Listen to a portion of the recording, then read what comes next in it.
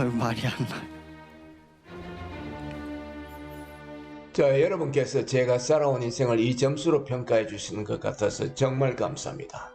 제 생각에는 빵점도 안 된다고 생각했습니다. 제 인생이. 그런데 이런 점수를 주셔서 정말 감사합니다. 자, 여러분, 이 얘기는 조명섭 씨가 트로트 가수와 최종 결승에서 말한 우승 소감입니다. 과연 무엇이 그로 하여금 자신의 인생에 대해서 이처럼 처절한 점수를 매겨놓고 있었을까 하는 생각을 해봅니다. 사실 노래를 너무 좋아했습니다만은 그만둔 지 5년이 됐습니다. 자, 여러분 안녕하십니까. 국민왕자 조명섭 씨가 데뷔를 한 지도 1년이 휘딱 지나가 버렸습니다. 그동안 많은 분들이 노래하는 의사 조명섭 씨를 통해서 많은 위로도 받고 우울증까지 치료를 했다는 그 반가운 소식을 자주 접해 왔습니다. 그런데 사실 조명섭 씨 자신도 우울증 환자였다는 사실 명심해야 될 것 같습니다. 트로트 가수와 1차 경연대회 우승 소감에서 그는 이렇게 말한 적이 있죠. 제가 사실 노래를 너무 좋아했습니다만 그만둔 지 5년이 되었습니다. 아예 희망이 없는 줄 알았습니다. 집안 형편이 너무 가난하고 그냥 되는 일이 없으니까요. 지금도 우울증이 많이 있습니다. 그냥 되는 일이 없으니까요. 인생살이 있어서 때로는 이런 상황을 경험하게 될 때도 있죠.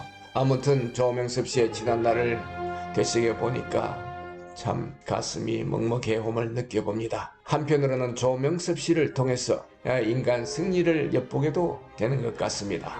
무엇보다도 이 점이 더욱 값진 일이 아니겠나 생각하게 되는 것이죠. 데뷔 1주년을 맞이하여 그의 삶은 과연 어떠했는지 어린 시절과 자라온 환경을 다시 한번 반추해보는 기회로 삼아보면 어떨까 하는 생각으로 이 영상을 준비하게 되었습니다. 조명섭 씨는 저는 빵점도 안 된다고 생각했습니다. 저의 인생이 라는 말을 저는 자주 되새겨봅니다.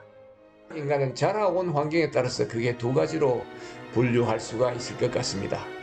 하나는 환경을 극복해서 더욱 나은 삶을 살아갈 수 있는 그런 사람이 될 것이고요.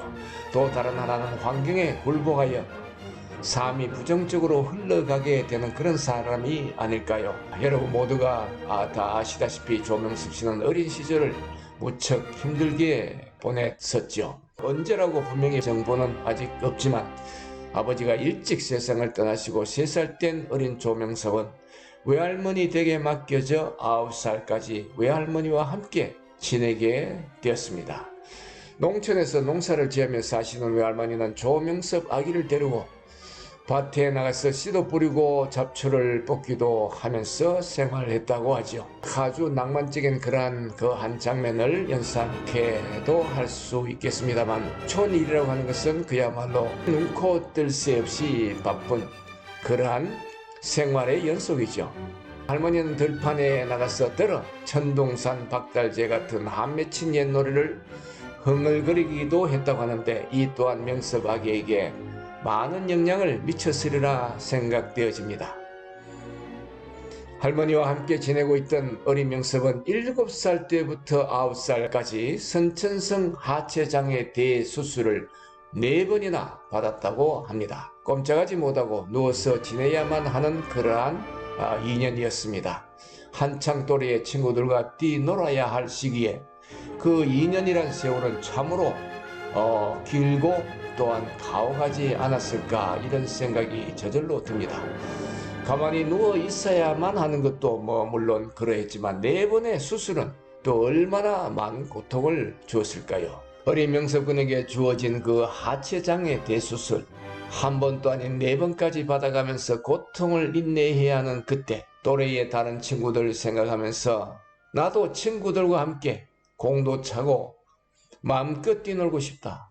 나도 아빠 엄마가 곁에 계셨으면 좋겠다 이런 생각을 끊임없이 했을 것입니다. 이런 것들이 본인에게 한으로 남게 되지 않았을까 생각해 봅니다. 따라서 우리 민족의 한 맺힌 전통가요가 조명섭 본인에게 딱 맞는 그런 정서적 코드가 아니었을까요? 그런 가닥에 자연스럽게 접하게 되었던 것으로 유추해 볼 수가 있습니다. 어린 조명섭은 무엇인가를 잡아버리고 끊임없는 정신적 방황을 하지 않았을까요? 12살이 되었을 적에 그에게 구세주가 찾아왔습니다. 바로 트로트였습니다. 라디오를 통해서 들려오는 신라의 딸밤은 그에게 최고의 마음의 안식처가 되었습니다. 왜 하필이면 옛날 그 노랫가락이었을까요? 그는 말합니다. 다른 노래는 마음에 와 닿지를 않는다. 하지만 전통가요를 들으면 마음이 편해진다고 말합니다. 조명섭은 15살 즉 중학교 2학년일 적에 TV에 나와서 자신의 노래를 선보인 적이 있는데 다른 여타 가수들이 부르는 노래는 전혀 마음에 와닿지 않고 오로지 전통가요에만 푹 빠지게 되었다고 고백했습니다. 현인 남인수 등 유명 옛 가수분들에 대한 내용을 소상히 적어놓고 공부를 하기도 하고 벽에다 빈틈없이 빼곡히 그분들의 사진을 붙여놓기도 했습니다. 조명섭 학생은 노래를 부르는 일을 좋아하기도 하지만 자신이 직접 작사를 하기도 했습니다. 한 맺힌 내용을 담아 작사를 해놓은 노래만도 400곡이 넘는다고 했습니다. 가난한 조명섭의 한을 더욱 부채질냈습니다. 소질이 다양하여 노래를 부르는 일뿐만 아니라 글을 쓰고 그림을 그리는 일에도 재능이 있다고 했습니다. 하지만 가정 형편이 좋지 않아서 돈을 투자해 가면서 자신의 재능을 마음껏 펼쳐볼 수는 없었습니다. 그럼에도 노래에 대한 열정만은 포기할 수가 없었던 것이죠. 꾸준히 나름대로 독학을 하게 되었습니다. 옛 레코드판과 턴테이블을 구입해서 노래를 듣는가 하면 폰에다 옛 노래를 저장해 놓고 듣기도 했다고 합니다. 중학생이 전통가요에 완전히 심취해서 옛 가수분들을 따라하며 밤늦게까지 2시간 내지 3시간 정도씩 노래 연습을 했다고 하죠.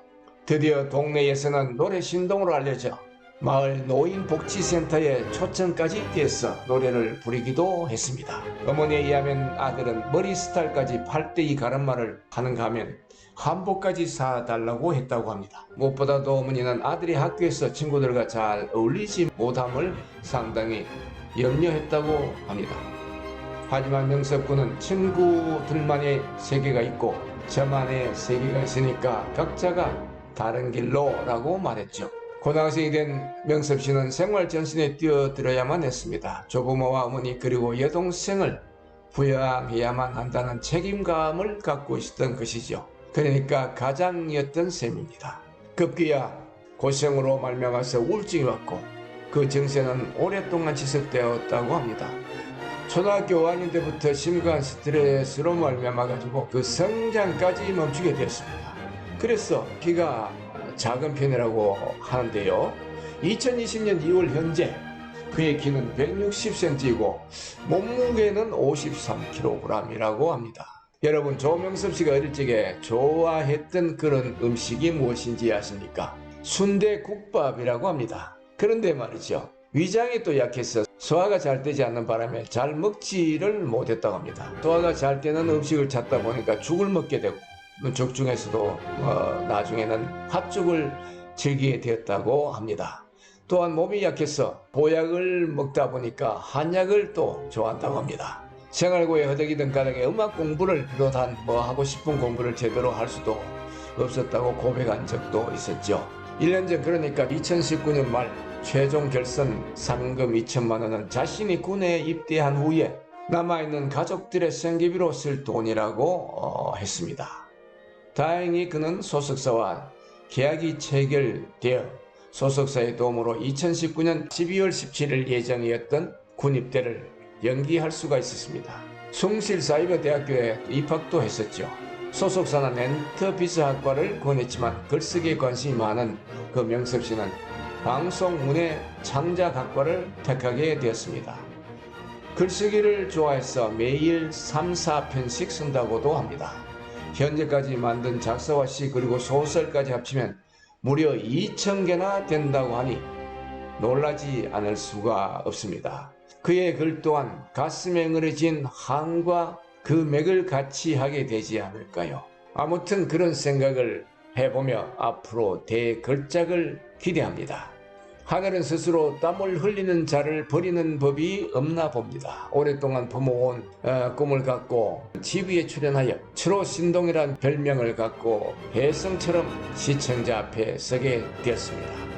지난날의 빚진 삶을 보상이라도 해주려는 듯이 그의 명성은 날로 빛나가고 있습니다.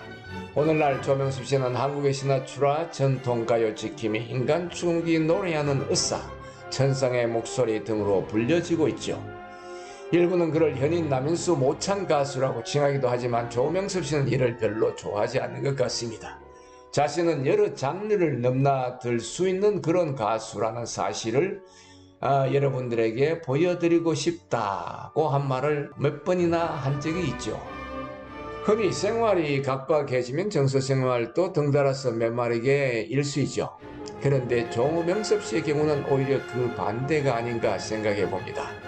할머니는 손자 조명섭은 주변 어르신들의 짐을 들어주는 일은 기본이고 눈이 쌓이면 눈도 치워주곤 했다라고 지난날을 회상했습니다. 언제나 여유있고 따스함이 배어있는 조명섭 국민왕자의 미소에서 인간의 악감정 따위는 찾아볼 수가 없는 깨끗한 순백미에서 팬님들은 더욱 강한 애틋함을 느끼지 않나 생각됩니다. 22살 조명섭 씨의 말투가 점점 구수하게 다가오지 않습니까, 여러분? 그의 은행은 그가 겪어온 시련 속에서 잘 숙성되었다고 느껴집니다.